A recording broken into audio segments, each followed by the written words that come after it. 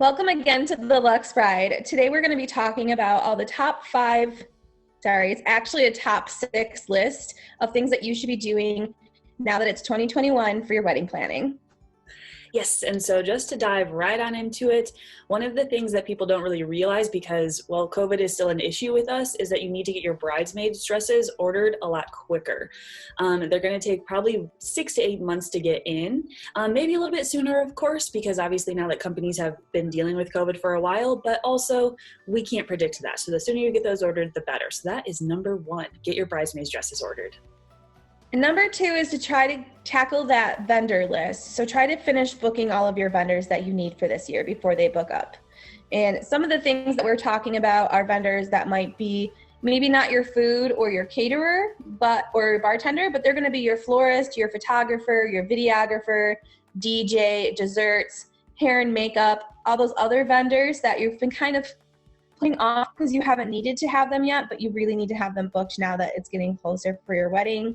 Vendors can book anywhere from 6 months up to a year before wedding dates. So that's why we want you to jump on that task list. And number 3, very simply, is you need to order your save the dates. I think Elisa has a Minted affiliation. So that's really great if you use Minted. Vistaprint has options. Your local printer has options. So order those save the dates and actually get them sent out, because especially if you have people who are traveling, I would say within about 2 hours, it's nicer if they have that they know exactly when your date is, so that way they can start booking and getting hotels and reservations and things like that. So number 3, order those save the dates. Yes. And then number 4 is if you haven't gotten engagement photos done, book them now. Some people use these for their save the dates. If you still don't have engagement photos and your wedding is in 6 to 8 months, you should probably just get those save the dates out. Still do your engagement photos because you can still put them on your wedding website.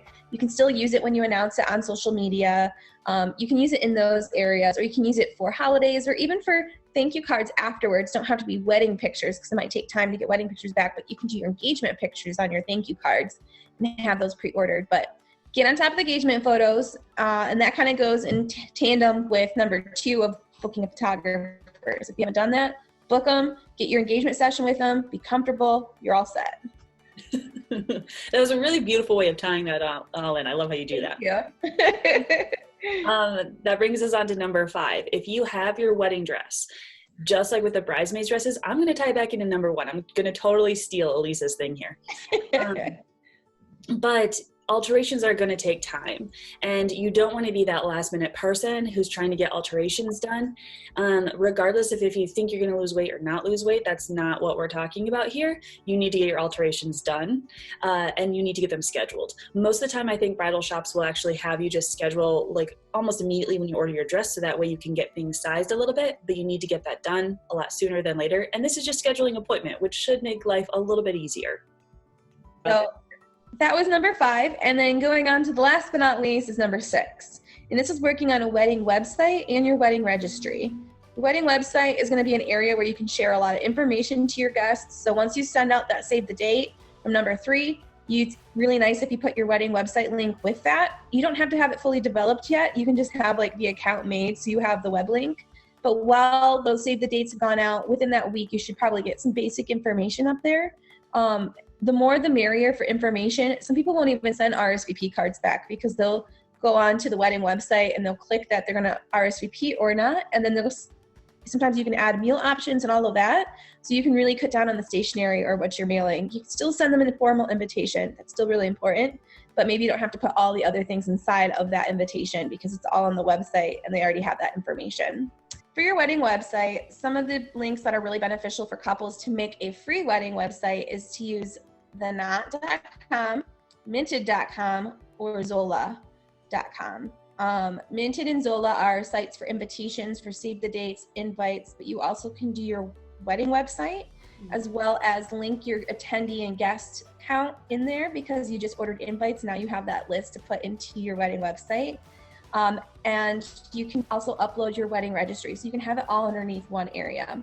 The Knot is a little bit more simple and basic, but you can still upload a link to your registry. But we really have been enjoying what Minted and Zola have been doing, and those have been the top two for a lot of our couples that they've had the best experiences with. So wanted to share that. And then for your wedding registry, you know, it's really important so people know if they want to send you gifts and they want to send you love, but they don't want to be there and be present, they can electronically choose something and they can have it shipped to your house and you can still have a fun experience. We've had a lot of people have to do virtual bridal showers or engagement showers. So if you have to go that route, this is a really fun way for them to shower you with love from afar. So it's really important to think about that. As well as with COVID, you can also put a lot of instructions. I'm going to hop back to the wedding website for what's going to happen with COVID. So you could have like your plan A and B on your wedding website. Also do like kind reminders, like we're going to be having hand sanitizers. Please bring a mask for yourself, you know, different things like that so that people feel comfortable, but you're also educating them. What I like to always say is treat a guest like they know nothing, and it's nothing against them, and just people are going to be like, what's next? Where do we go? What's happening? What do we do? And this will also alleviate your stress where you're not going to be asked a million questions. You're still going to be asked questions, but these simple ones can be on the website and can be self-answered without you having to like call or text or message everybody that has the same questions.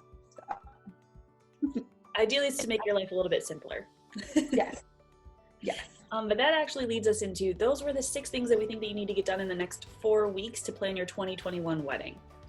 Now, for next week, we're going to talk a little bit more because we are talking a little bit more about vendors and what they need to know and what you need to know from them. So that's what we're talking about next week. Please stay tuned. We hope that you all are, having a safe and healthy new year thus far. And we will talk to you next week. Bye. Bye.